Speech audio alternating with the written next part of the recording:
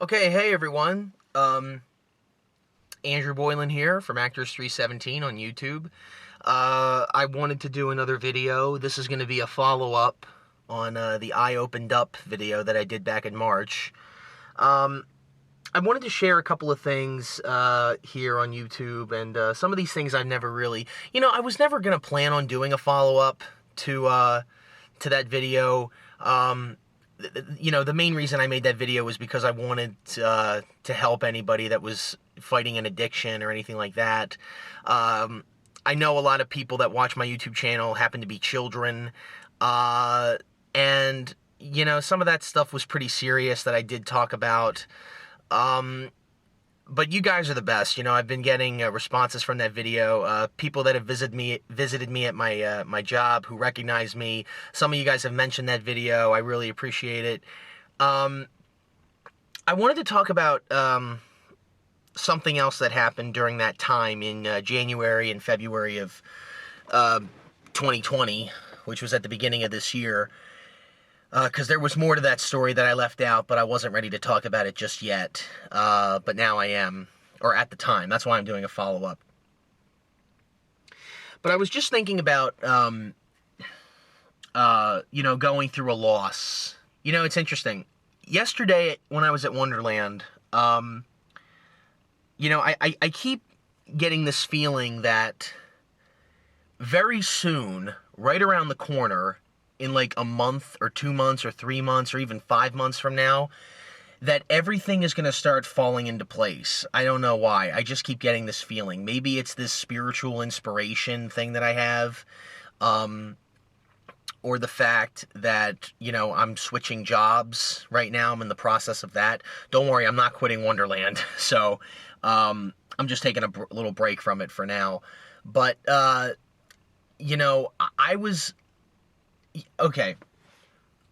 was told that during life, if you go day by day, once you put God first, everything else second, it all starts working out.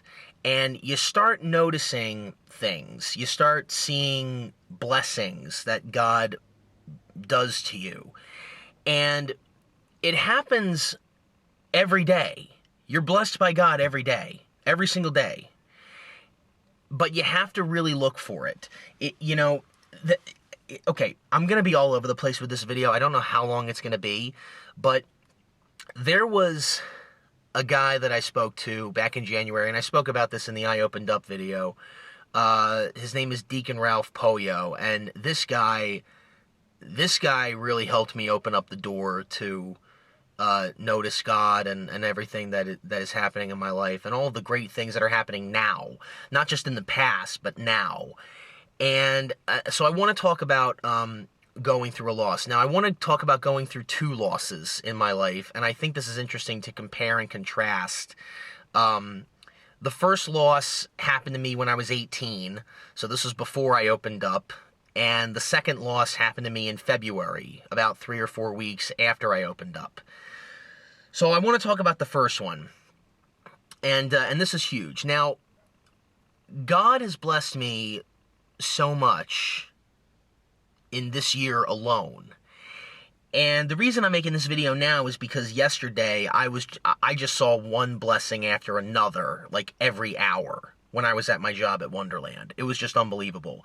I had career opportunities coming up to me. I had positive vibes.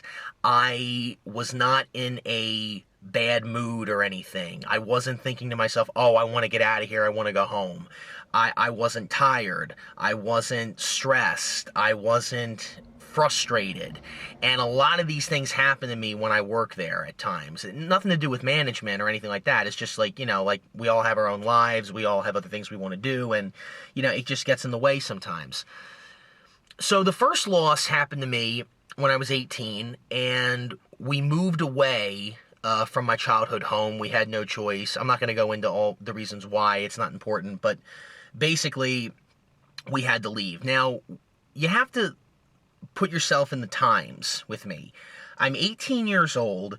I just graduated high school. I did not get into the college that I wanted to get into. I had to leave my youth group because it was for high school students only, because I was in a youth group for 4 years, and I went to Catholic school my whole life, pretty much. And now I have to say goodbye to my childhood home. And the one thing I kept telling myself, now, and here's another thing, my family life was in hell. That was a bad, bad time. So it's around late August, early September of 2011. So this is 9 years ago. I'm working on Heavy Duty. We're filming season 2. It hadn't aired yet, but we were still filming the second season. We were trying to get that finished up before the move, and it was going to air after we moved out. And so I kept telling myself, okay, now here's another thing. When I was a kid, I grew up in that house from, let's see, we moved there in November of 1999, so I was 6. And we left when I was 18. So that's 12 years. That's most of my childhood right there. And I kept telling myself, you know, we've moved away before, because I lived in another place before that, but I don't ever remember moving. I mean, I was young. I was only 6. And at this point, you know, I have a lot of childhood memories from that home. I mean, like, if you guys have ever moved, I mean, you know what it's like. And also at the time, I was making all these movies and these TV shows. You know, Heavy Duty was one of them. And inside, I kept telling myself, you know, this is going to be a good thing. This is a good thing. You know, my family life will get better because of this move. I won't have to put pressure on myself to make these shows anymore because I won't have the bedrooms, the sets, you know, where I was making them in the house.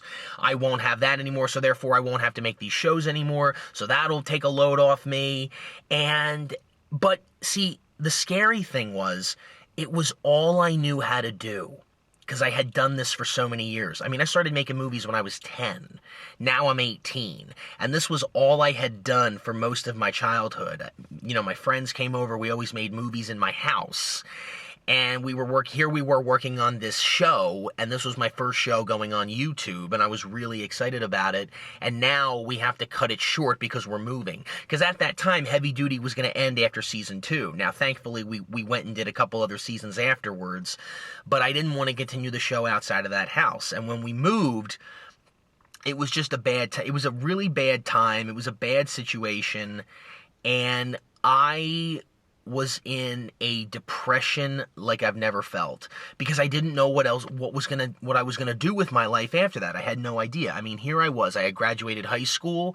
I wasn't gonna go to the college that I wanted to go to. I lost my friends. I lost this house because of the situation my family was going through, and like a stupid teenager that I was, I blamed other people on it. I blamed members of my family for it, and I regret that. And I was so angry and frustrated, and I kept eating, and you guys know about my eating habits from back then. And I just got heavier and heavier. And let me put it to you this way. We moved September 30th, 2011. That was the day of the move. Then, the next 7 months were just hell. Hell. Absolute hell. Let me put it to you this way. Christmas did not feel like Christmas of 2011. It was a bad, bad, bad time. And, you know, it's weird watching Heavy Duty now, because when I watched that second season, and especially that third season, I gained a lot of weight in those episodes. I could see it. And I was trying really hard to put on a happy face. So, cut forward to January of 2012. My parents decide to get a shore house, and we got one. And my mom suggested to me, you know, this is great, because now that we got a shore house, maybe you could work on the boardwalk or something. And at this point in my life, I had never really had a job. I never had a paycheck job. You know, I was always what I was doing at the time was I was I was going to high schools, different high schools, not just mine, but a couple of other ones, and filming the school plays and making them on DVDs and sending them out to cast members, and I was getting paid for that. But I was actually losing more money than I was bringing in, because I had to use the money that I was getting for the DVD orders to pay for the DVD discs, the cases, and I went all out on those things. I remember making special features. I would film, like, cast interviews with the cast members of the shows. Like, I was really into it. And then, but again, I had just graduated high school, so that's over now. I don't have a job. I don't have anything. And I had gone to a couple of other plays since I had left high school at this time. And, but I was really, really in a dark place. And then in April, on Easter Sunday of 2012, the last episode of the second season of Heavy Duty airs. It was the contract episode. It was on April 8th. I'll never forget this. I posted that episode early Sunday morning. It was on Easter Sunday. And I felt upset because I knew that was the last episode that was ever going to air from that old house. That was the last thing we were ever going to do in that old house. The last movie, the last episode, the last thing ever from that house. And later that day, we were going to go to the boardwalk, and I filled out a bunch of applications. Nobody called me back. Nobody bothered to interview me. Every place was taken, and I was just so angry about it. And I had already sent in an application to Wonderland about a month ago, and I never heard back. So I'm like, well, they obviously don't want me. But then we get to the boardwalk, and my mom's really angry at me, and she goes, okay, listen, you're gonna go into Wonderland Pier, you are coming out with a job. You are getting a job. You're 19, you're getting a job now. I'm done with your depression. You're not gonna do this anymore. So, I walked in, I met some of the maintenance men there, and I said, can I see a manager? I asked about an application. I'm here for an application, and they said, oh, okay, just walk right through here. So, we walk through the building, I look up, I see the man and dogger up there, and we walk into a restricted area that the public can't walk into. This is where the break room is, where the employees are. And I walked in there, and all of a sudden, I just felt like, oh my gosh, wait, is this happening? Is this really happening? Because I never dreamed I would work at Wonderland. And I met the manager there at the time.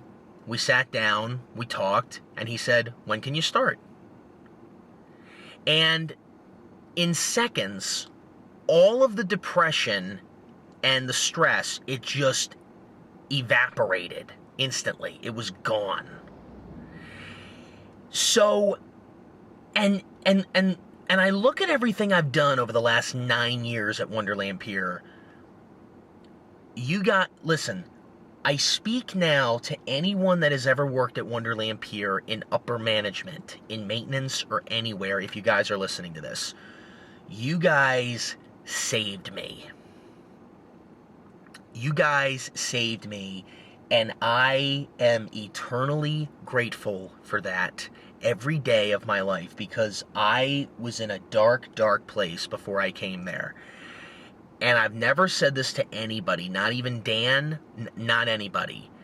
You guys helped me get through one of the worst times in my life ever. And it was bad. It was really, really bad. And I want to say thank you so much to you guys. But looking back on that now, the way I see it, God used that to help me get out of that depression. Because look what happened. I got to be a ride operator. I got to run the rides for real. I'm not playing Wonderland Pier like I did when I was a kid. I'm actually doing it. I got to fix the man and dog. That is something I have wanted to do since I was 7 years old. I got to do it. And this brings me back to the whole thing. Like you hear a lot of people say, "Oh, God has a plan. He has a plan for all of us." And it might not go the way you want it, but it does work out. I just had to wait 15 years to change the man and dog back. Now, to a lot of people, that doesn't seem like a big thing, but for me, that was one of the biggest things of my childhood. And to the fans of the man and dog that are listening to this, you guys know exactly how I feel. You know exactly. And listen, like, yeah, I couldn't believe it. I couldn't believe it. And I got to meet the maintenance men that worked there back in the 90s. They were still working there at the time. And not only that, they had video footage of the old rides. They had pictures of the old rides. I never thought I would see this stuff again. I hadn't seen this stuff since I was 9 years old. Probably younger than that. I didn't know they had pictures of the old rides that were there 20, 30 years ago. I didn't know they had video footage. I had no idea. Had I not gone in there for that interview, I never would have seen that. This is what God wanted me to do.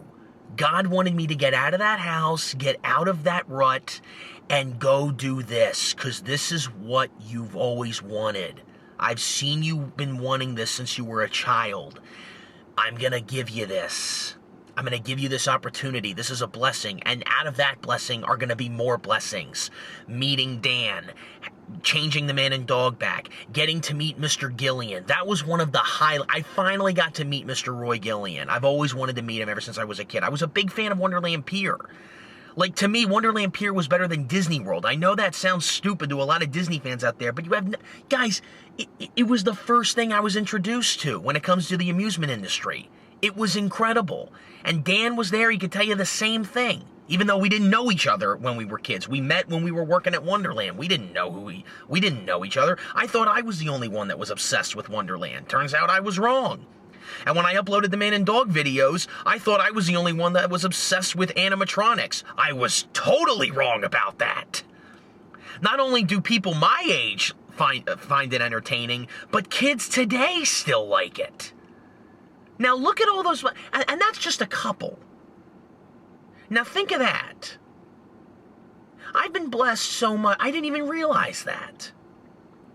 So out of that horrific event, because it wasn't just losing a home and saying goodbye to childhood and closing the door on that. It wasn't just that. Something new came out of that. Because look where I am now, 9 years later. I mean, I still can't believe it. I mean, I got to learn how some of these rides work. I got to fix some of these rides. I got to go down memory lane with these people. I had so many questions for some of these guys because they were there in the 90s. They were there. Some of those guys were there back in the 80s. And I got to talk to them, and I was asking them all these questions, and they probably have never had anyone work at that pier that had so many questions about the history of Wonderland, because most ride operators are just there for a job. You know, they're not there, they don't want to make a career out of it. And I didn't plan on that. It just, and I'm not saying this is my career, but, you know, because I always wanted to be a movie maker. But that's another thing. Working at an amusement industry, it's the same thing as making a movie. We're putting on a show for the public. It's the same thing. It's just different. But it's still the same idea. And at that point, I started thinking, well, hey, I'll eat, you know, why not?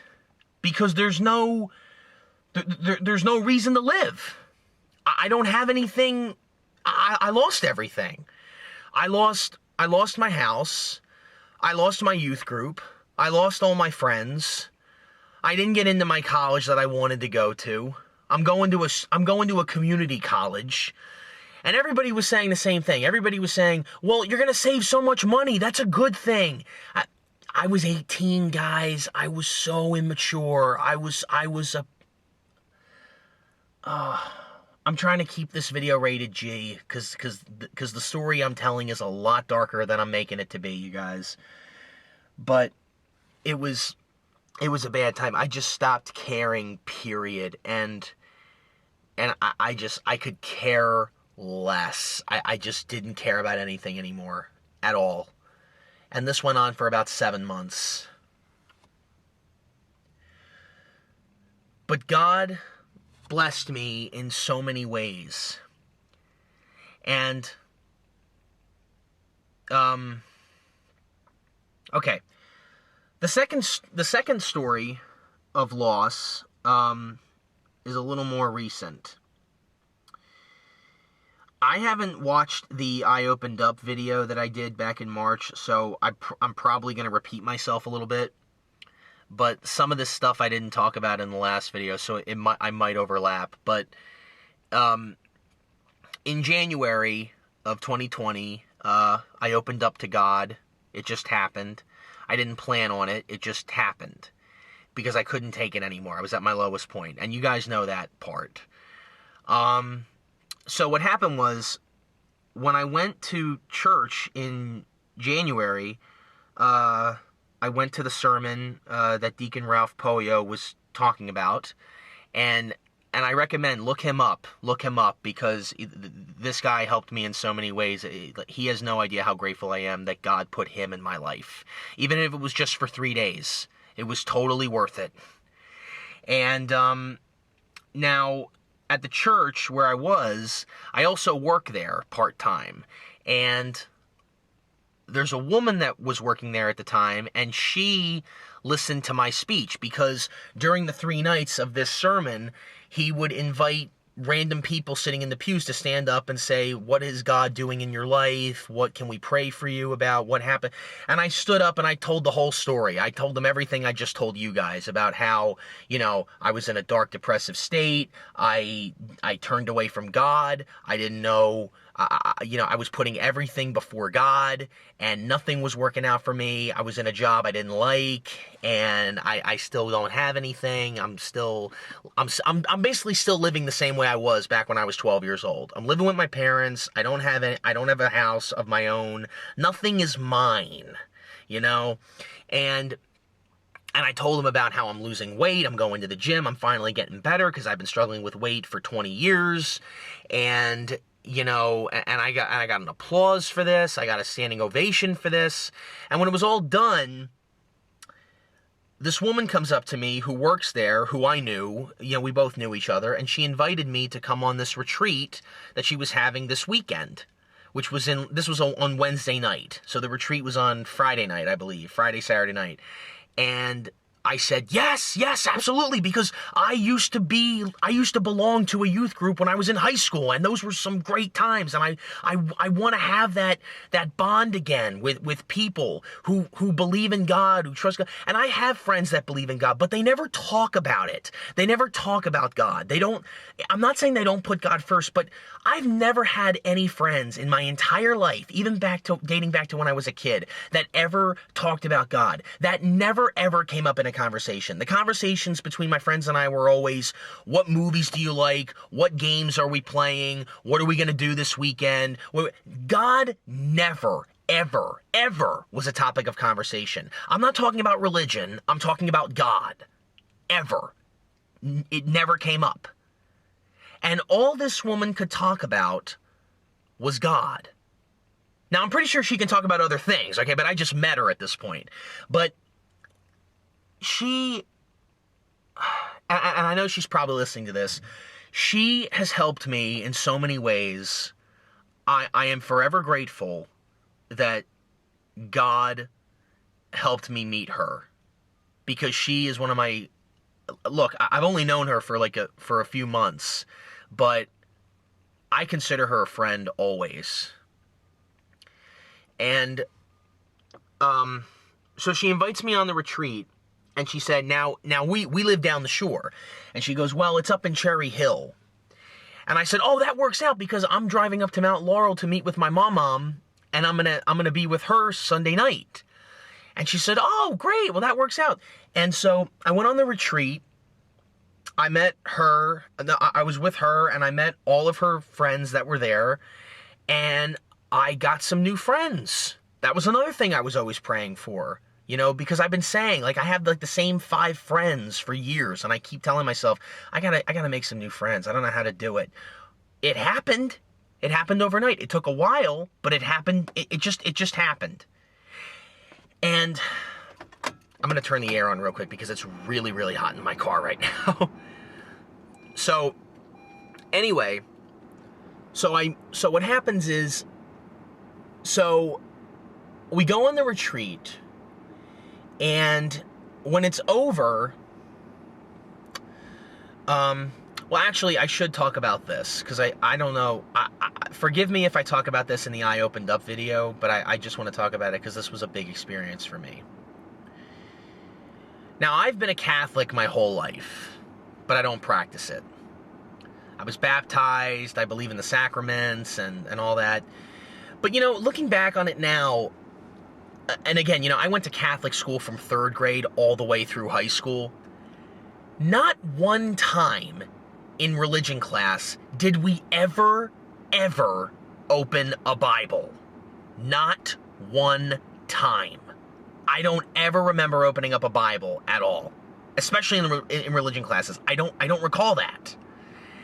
And I've never really opened up a Bible on my own, because I looked at prayer and opening the Bible and Jesus and all that stuff as a chore. This is what you have to do to get into heaven. If you don't do this, you go to hell.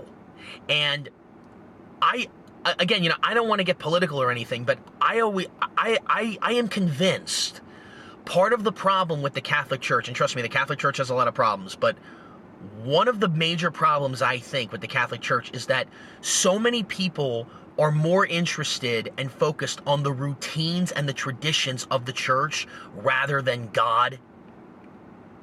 And this is exactly what Deacon Ralph was talking about. He said in the sermon, he goes, more people are more satisfied with going to Mass and following the traditions. Kneel, sit, stand. Kneel, sit, stand. Take communion. Peace be with you. And then leave. And then go right back to their daily lives. Whether it has to do with God or not. Whether they're doing good things or not. And having a satisfied Mass, that's good enough. No. That is not what going to church is about. That is not what it's about. And that's what I thought it was. See, the thing with it, I can only speak for me. When I was a kid growing up, I heard all these things from my parents, from my teachers, from my relatives. All these things about Jesus. Jesus died for your sins. Jesus did this. Be a good person.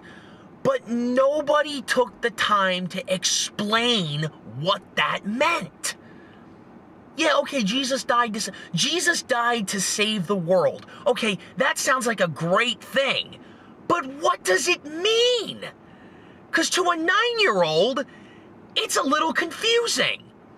I'm not saying I'm doubting God or Jesus or anything, but it didn't make sense to me as a kid. I didn't understand that. We would watch movies and we would talk about the Last Supper and the crucifixion and Pontius Pilate and all that and the ascension into heaven and the Beatitudes and everything. But nobody explained to me what it all meant and what it's about. And once I met with Deacon Ralph, I started looking at everything in a whole new way because I was opening up to God and I started putting God first and everything else was second. And all of a sudden, everything in my life didn't mean so much anymore. Everything in my life didn't mean so much. It still meant something, but it wasn't important anymore. Like fear and stress and anxiety, because those things do not come from God. And that's another thing Deacon Ralph was saying. He goes, you know, part of the problem why so many people don't believe in God is because here comes that question. Well, what kind of a God would have a world full of hatred and destruction and all these horrible things, disease? What kind of God would do that? Those things aren't coming from God. They're not from Him. That's another thing. And that's what it means to live in the moment. You know, you have to be with God every day. God is always with you. God never leaves. He never leaves. Because because once I opened up, I started looking back on all my experiences. This happening to me when I was a kid, and then this situation happened, and then this causing this to happen, and then that happened, and that. And I started looking at it from a different perspective. God was with me the whole time, but I wasn't with God. Okay, so why would God do that? Because that was obviously a good thing, or this was a bad thing. Okay, this was... And it all started to make sense. The devil loves to use fear. That is the number one weapon the devil will use with any human being. It's just the way it is.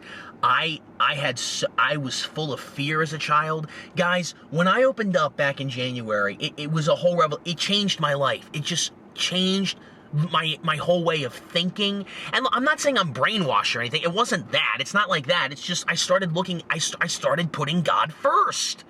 And everything else was second. And all of a sudden, nothing really mattered anymore. I mean, it still matters, but I'm not going to lose sleep over it. I'm not going to be anxious about it or upset, because as long as you have God, you got nothing to worry about.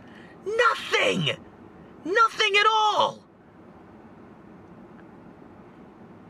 And so, I'm sorry if I'm going off topic, but here's another thing, and I'll get back to my second loss in a minute, because I was in the middle of talking about it. But I started reading the Bible, and my dad, when my dad was getting sober back in the mid-'80s, he started reading the Bible, and he loved the Gospel of Matthew. And the reason he liked that one a lot is because Matthew, of all the four Gospels in the New Testament that talk about Jesus and the story and the teachings of Jesus, Matthew quotes Jesus the most. So I think that's why he liked the book of Matthew a lot, because he would read it a lot when he was getting sober. And I started reading it.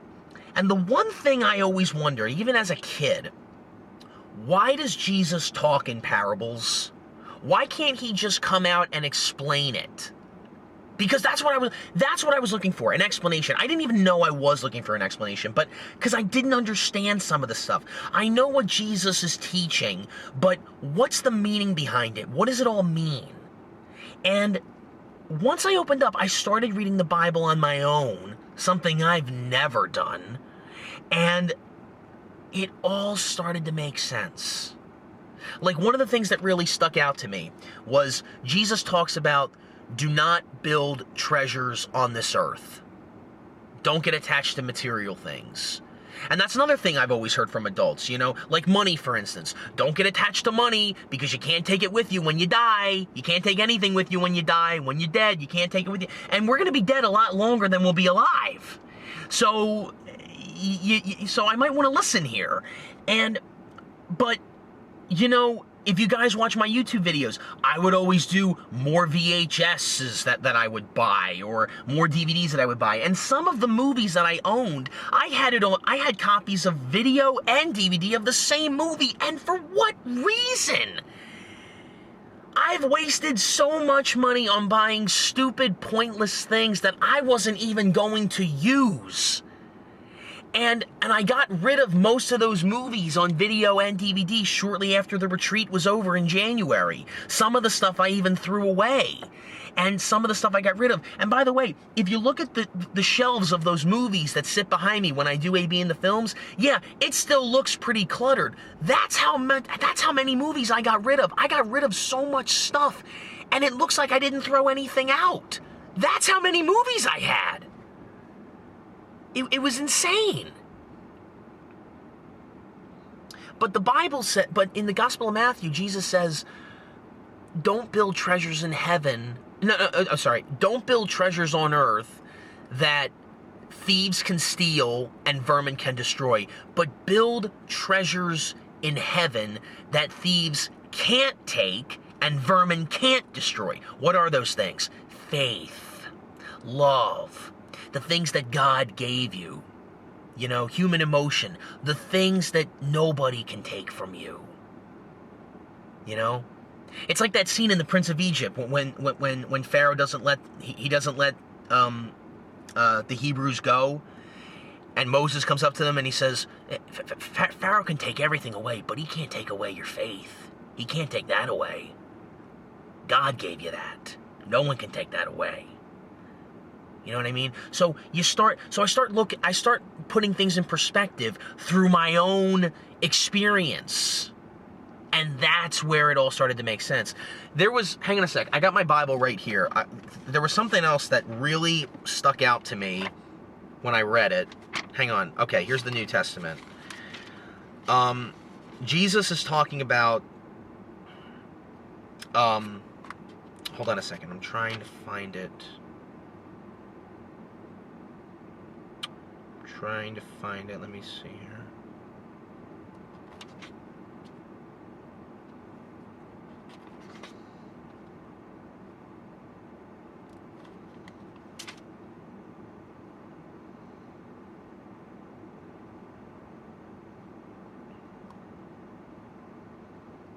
Okay, here it is. Now, this was one of the, now this is going to be a little long, but this was something I never understood, because I remember listening to this when I was a kid and I didn't get it. I just didn't understand it. But when I read this in the Gospel of Matthew, I finally understood it, and I saw myself in this. Now, he's talking about the parables of the sower, the weeds, the mustard seed and the yeast, the parable of the weeds explained. Because he had to explain it. Because even one of his followers asked him, "Rabbi, why do you speak in parables?" I was asking myself that question for years, you guys. And he finally explains it.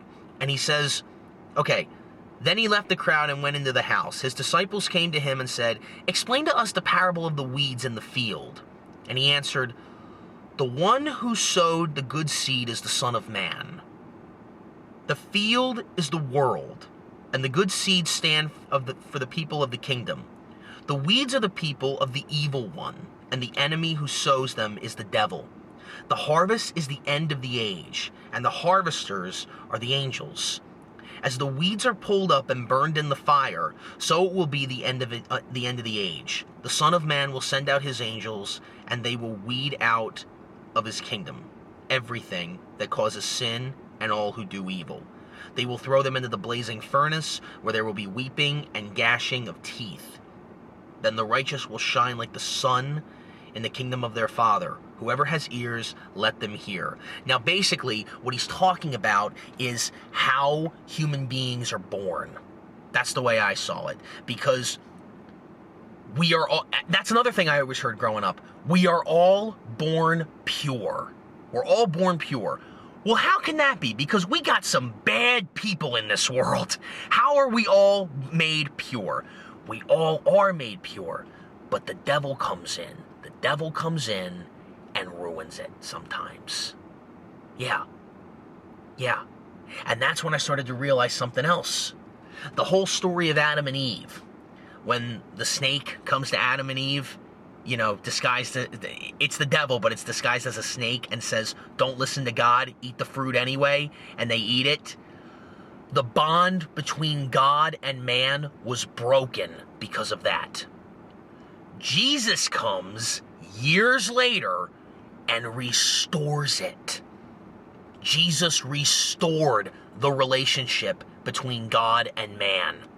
And that's what it means when people say, "He saved us from sin." That's what it means.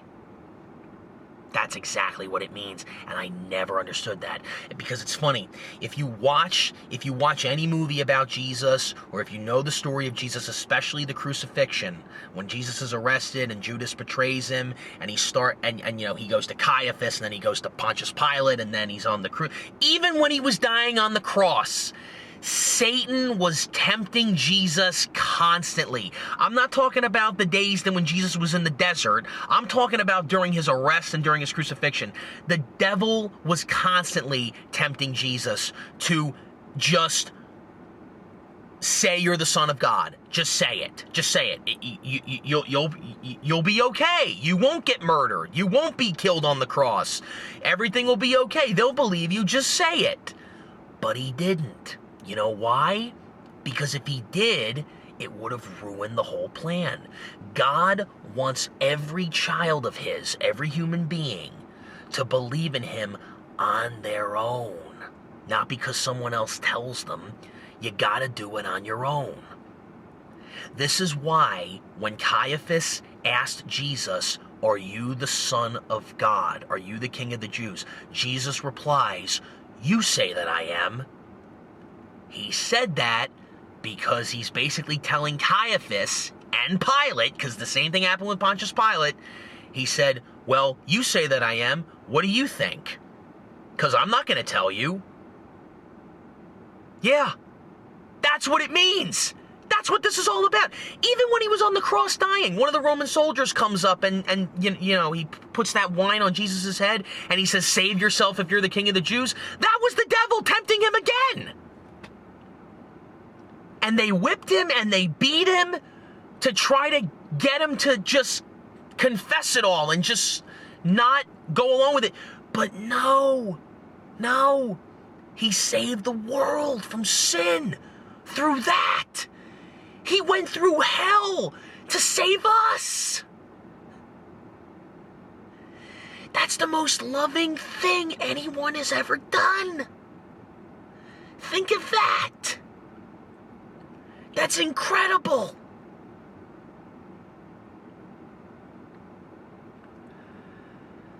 And then I started to realize, you know, how blessed we all are. We're blessed every day, but we get so caught up in this world and over the stupidest of things. And it seems like a big deal now, but it's not, you guys, because it will pass. Times change and things pass away. Everything in this world must pass away. You know, it's like, you know, listen, when I was going through this change, I was listening to George Harrison. I'm a big Beatles fan. I've been a Beatles fan since I was 9 years old, okay? I love the Beatles. If anyone went to middle school with me that's listening to this, you guys know I freaking love the Beatles. I remember listening to George Harrison. Now, George Harrison, they were all spiritual in some ways, but I think George Harrison was really spiritual. And there was a documentary that was made on him about 10 years ago called Living in the Material World. Great. It's 3 hours long, but it's a great documentary. If you're a Beatles fan or if you're a George Harrison fan, it's great. There was a moment towards the end when they were talking about he was dying of cancer, and he said, he goes, if I was dying now, what would I think? What would I miss?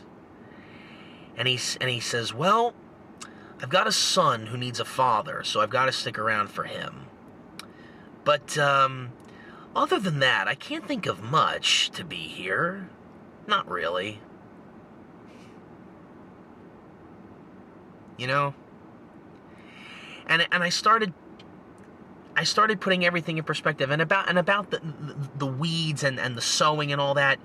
God makes everybody pure when we're born, but the devil comes in and screws it up.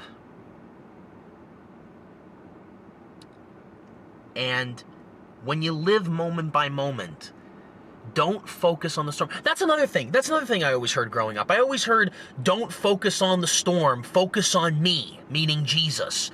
What does that mean? Well, that doesn't mean necessarily the weather. It means, what are you facing that you are fearful of, or full of anxiety of, or stressed out about, or angry about, or anything but happy?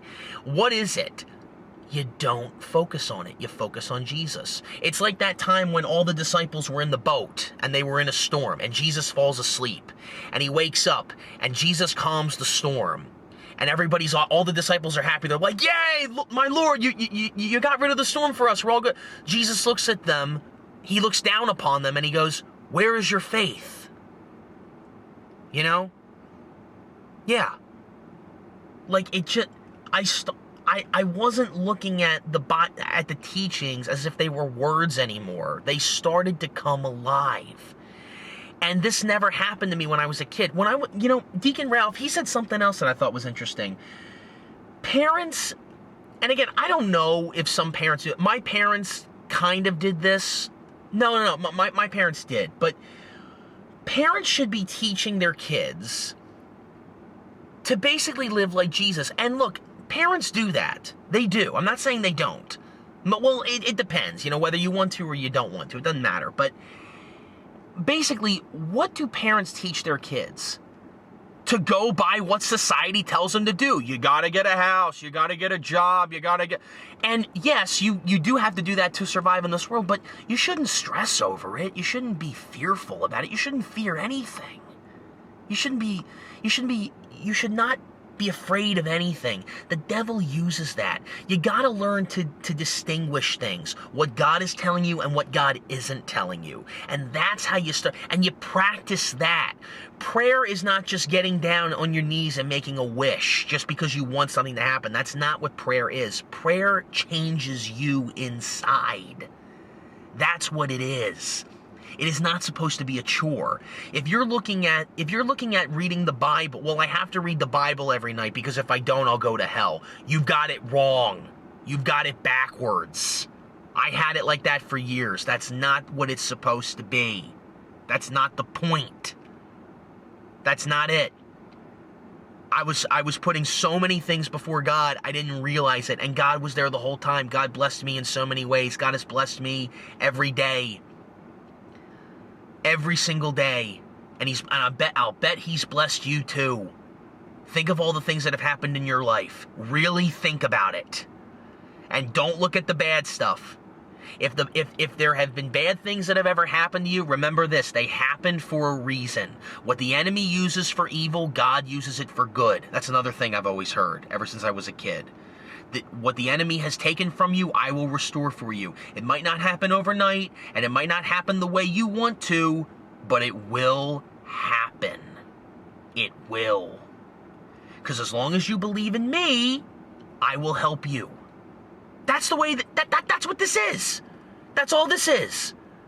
You know, the woman that I was talking about at the sermon when she asked me to go on the retreat, I met her boyfriend.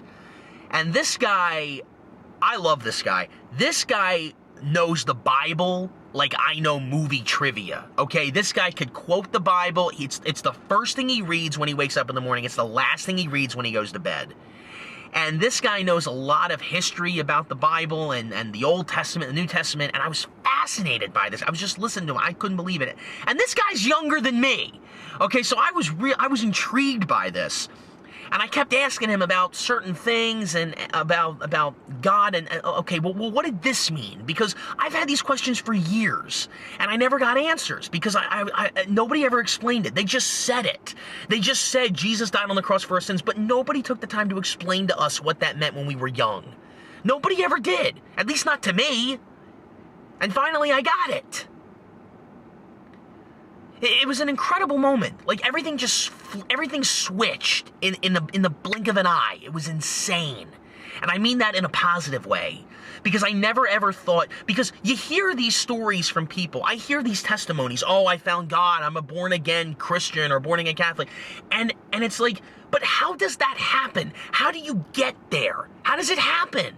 And they always say the same thing. I just opened up the door. I just opened up. And that's what happened to me. Okay, so getting back to the second story. So I go to the retreat, I have a great time. And then I go to my mom's house and I tell her everything. Everything I'm telling you guys. How I found God again. How I have a really good feeling about this year. Things aren't going to happen overnight, but I've been so wrong for so many years, and I felt guilty. I was crying my eyes out almost every night for like the first 2 months after this happened. And I was telling her all of this, and I also told my grandparents, because they live close to one another. I went to my grandparents' house first, and then I went to her house, because I was staying over there for the night. And all we did was talk about God. We just talked about God for like 6 hours. Till finally, we decided to get some dinner and we went to Applebee's. And I remember her telling me, she said, now here's something I should tell you. Whenever I go out to Applebee's, I pray to the Blessed Mother that handicap spot in front of the entrance is empty, so I can park there. And as she was telling me this, we're pulling into the parking lot, and sure enough, it was empty. And she said, see, prayer does work. Jesus' mom heard my prayer. And we went, and and we were sitting at Applebee's, and I had dinner with her, and I prayed. I said, "Bless us, O Lord, these thy gifts." I said that prayer right before you're about to say when right before you eat, which in a public restaurant. I've never done that ever. And I was thinking, well, what if other people look at me? What if they think I'm weird? And I'm like, I don't care. I don't care anymore. I got no fear, because I know where that's coming from. That fear. There's that fear thing again. There's that doubt again. That's not coming from God. That doesn't come from God. You gotta let that go. That does not come from God, that stuff. So, we went back and we talked about God. All we did was talk about God. And I talked about adoration, which I had never even heard of. I've been a Catholic my whole life. I've never heard of adoration. Ever. Never heard of it. Nobody ever told me what it was. I never knew about it until that retreat. We all went to church on the retreat, and I went to confession for the first time in more than a decade. And I had so many sins to confess, and so many things I kept bottled up for years that I just felt guilty about. And after Mass was done, we did this thing called adoration, and I didn't know what this was. My first thought was, wait, is Mass still going? Like, what are we doing? And we just started talking in Latin. We started talking in Latin, and I'm kneeling in the pew in the chapel while we're on this retreat, and one of the guys walks over there in the corner. Another one lays down on the ground. Another one sits in the corner. This person's crying their eyes out. This person's laughing, and I'm like, what are we supposed to do here? Because, again, I was focused on the routine. Am I supposed to kneel? Am I supposed to stand? Am I supposed to, like, what are we doing here? And then they brought out, I don't know what it's called, but it's this golden cross that they put the Eucharist in, I think. I don't know what it's called. But they put that on the altar, and everyone started talking in Latin, and I could not get the words out. I couldn't say it, and I was scared. I was scared, you guys. I've never had this happen to me before. I closed my eyes, and for about a good 5 minutes, my soul, I'm not making this up, my soul felt like it was out of my body. I could feel myself hovering, and I was sitting down, but I could feel myself hovering, and I could see Jesus with his mother. I knew that was Mary because there was a man standing right next to her, and I knew it was Jesus. And I could feel my aunt's presence.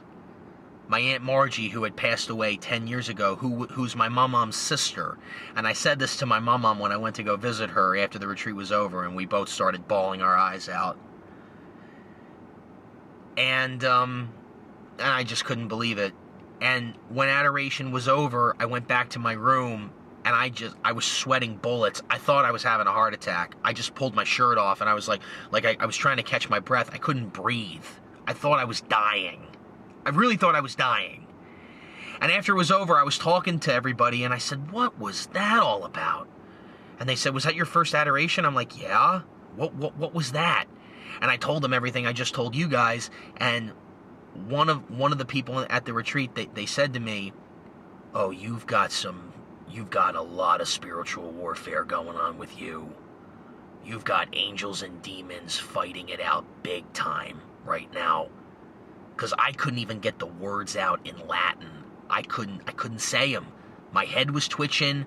My stomach felt sick. I could feel part of my soul leaving my body. I thought I was dying. I was scared to death. I didn't know what to do. I was terrified. But that was unbelievable. So I tell my mom all this, and I have a nice night at her home. This is in late January, and then I go home. And then, about 3 weeks later, she went into the hospital because she had trouble breathing. Now, she had just had a pacemaker put in last summer in 2019, and she was fine. You know, she was 81, turning 82, 83 years old, something like that. No, she was 82. She was 82. She was turning 83. She went into the hospital, and she was in there for a couple days, and it got worse. It got worse and worse and worse. And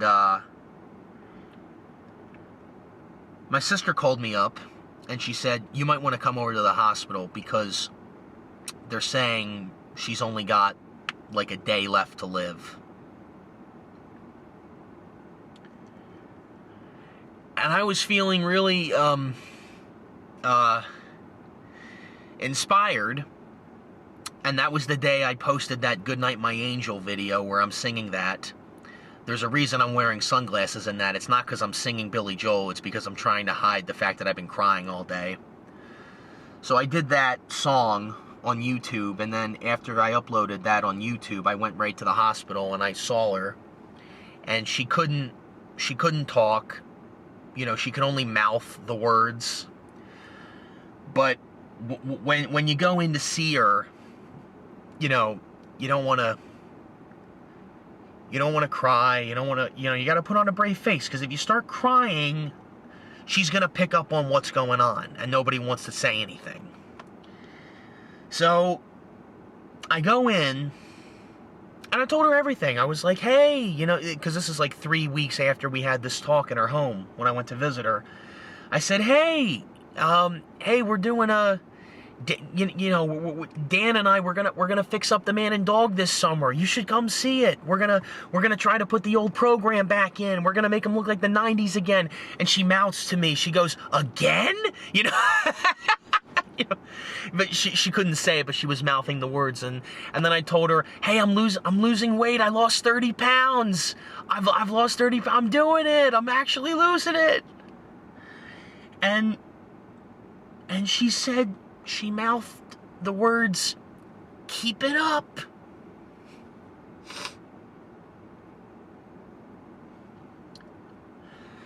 And then a week later,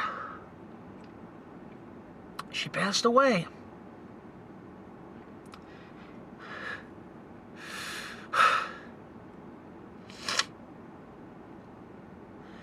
Yeah. And my mom and I've never seen my mom weep like that. I've never seen my aunts and uncles cry like that. I've never seen my cousins cry like that before. Or my father. I've never seen that in my life. And I've never lost a grandparent. Both my dad's parents are still alive. And I never met my mom's dad, because he didn't stay around with the family, so I never really got to meet him. So I never really lost a grandparent. And I was asking my mom, I was talking to my mom, and she said, hey, what did you talk about with my mom? I said, what do you mean? She goes, she really liked that talk that you had with her when you guys talked about God or something for like hours when you went to visit her a month ago. I said, yeah, we didn't turn the TV on or anything. That's all we did. We just sat on the couch and we just talked about God and everything that was happening to me. And all this great stuff that's happening.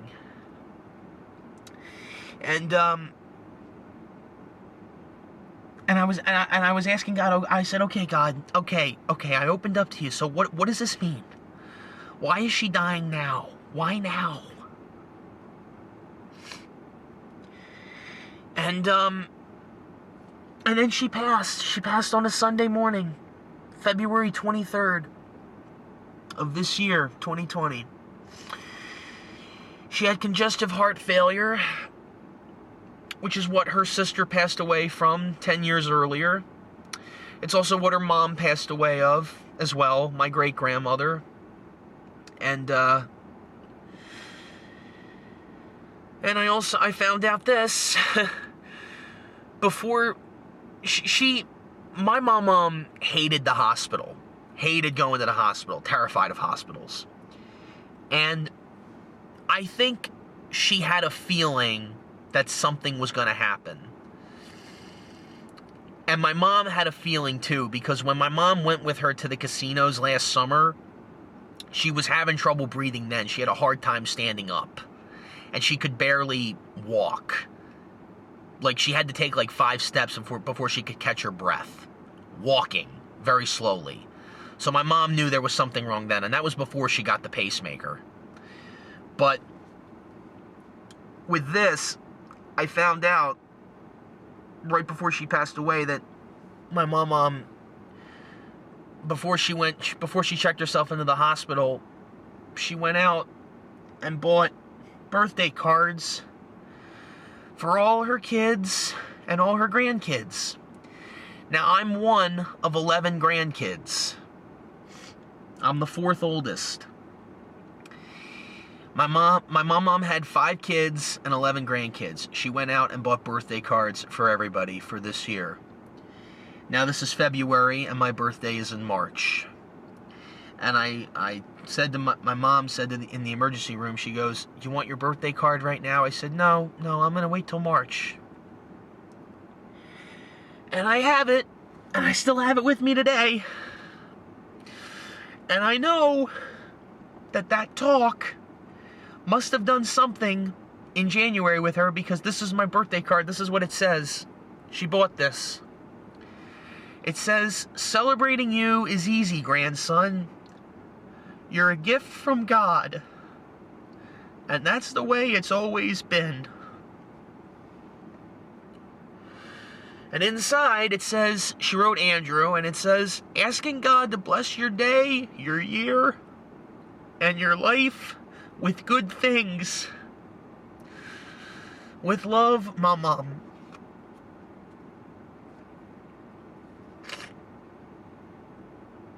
Ugh.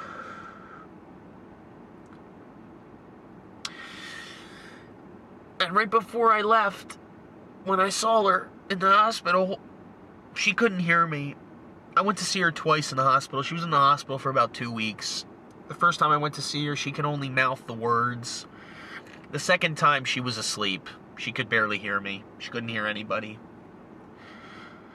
I gave her a hug and I said, "When you meet Jesus, please stay with me."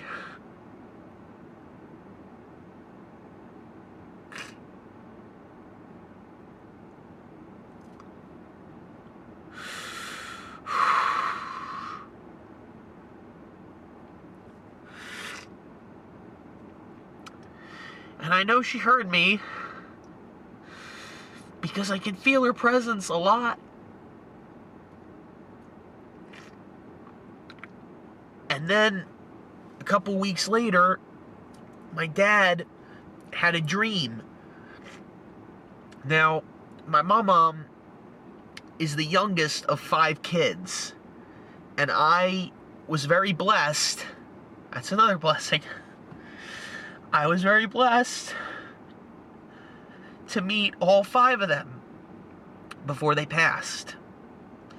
She had 3 sisters and 1 brother. And her brother, my Uncle Jimmy, he would come visit with us because he lived in Florida. And he would always stay with us for about a week or so every summer.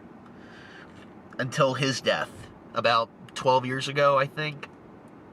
And my mama was the youngest, and she was the last one to pass away. But my dad had a dream. Now my Uncle Jimmy, he was a really nice guy. I mean, he's a World War II, he was a World War II veteran. He was on the submarines. And my dad and him clicked. Like, the two of them really got along whenever he came over to the house. But my dad had a dream a couple months after my mom died, and he said he saw my Uncle Jimmy in the dream, and he goes, and my dad had the biggest smile on his face, and it was so real. And he said to him, "Hey, what are you doing here?" And he said to my dad in the dream, he goes, "Kid." He always called everybody kid. He always did that.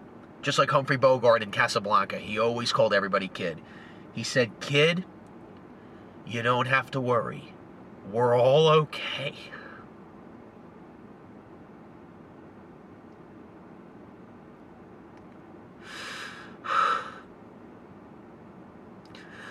So that was good to hear.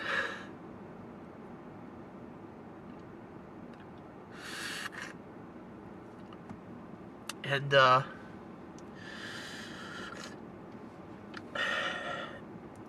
when, we went to the funeral, that was rough. That was really hard. It was sad when one of her sisters died or her brother passed away, but this was different. I was standing with all my cousins. We had to shake everybody's hand coming into the funeral, and oh boy, that was hard.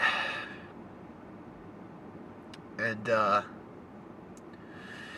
my mom had this book on her bed shortly after she died, and it was it's Jesus Calling by Sarah Young. If you guys have ever heard of this book, what it is, if you don't know, it's a book and it has a passage for every day of the year, and this is what Jesus is telling you on this day. So I started reading it every day since February, and I look at the front, and the front of the book, it says, presented to Jean. That's my mom. Happy Easter 2016. So this was hers. So, yeah. So that's good. And, the reason I wanted to share this loss is because had I not opened up to God a month earlier when this happened, I probably would have dealt with this loss in a very different way. But I did deal with it in a different way. But it wasn't like in 2011 when I lost my house. It wasn't like that. This was different. So I was upset. Oh, trust me, I had some bad days, and it was upsetting. But I felt okay. Like, it's okay. There's nothing to worry about. You know? She raised 5 great kids. She had 11 grandkids. She got to meet them all. And you know, and by the way, here's another blessing. Before the doctors said that she had a congestive heart, which is what we had a feeling she was going to die of, they found cancer in her lungs. Now, I've never seen my mom smoke. I think she did back a long, long time ago, but I've never seen her smoke. But she had cancer out of nowhere. And here's the best part. She doesn't have cancer anymore. Doesn't have it anymore. She doesn't have a congestive heart anymore. She can run again. She gets to see her siblings again. She gets to see her mother, my great-grandmother. She gets to see her. She hasn't seen her in 40 years. That's cool.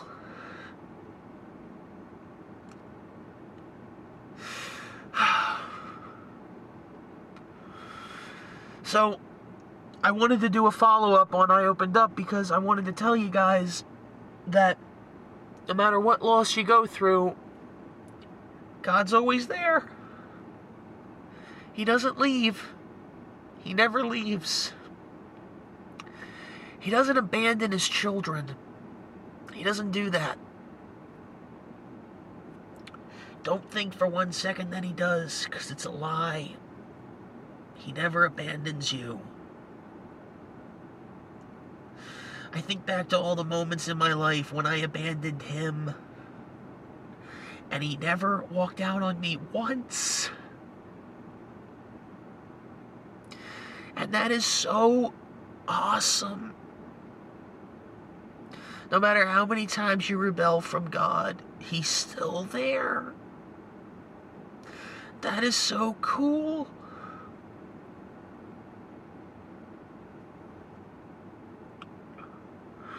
And looking back on it, I think I had that conversation with my mom to help her put her mind at ease, because I think she was terrified. Because I think she asked my mom in the hospital, am I dying? Because I think she was nervous. But you got nothing to worry about.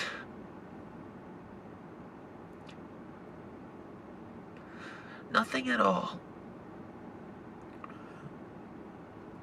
So anyway, I'm sorry if I'm being such a downer. I'm just trying to help anybody out there. If you're suffering with anything or suffering with the loss of anyone or anything, just remember, you always have God in everything that you do in life, now and in the future. You can't change the past, but you can learn from it.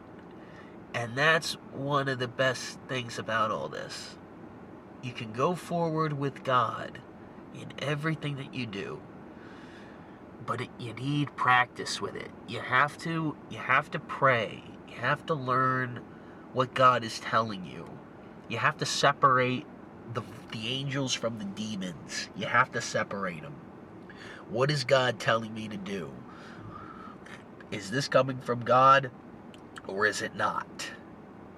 And you just have to do the best that you can.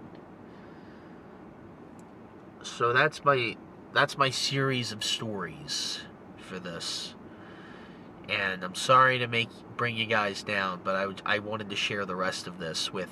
I wanted to talk about this in the I Opened Up video, but I wasn't ready to share it yet because it happened too soon at the time. But I'm talking about it now, and thanks for listening, guys. I'll see you around, and I'll see you on my channel. Hopefully I'll be in a happier mood in another video. Thanks for listening, guys.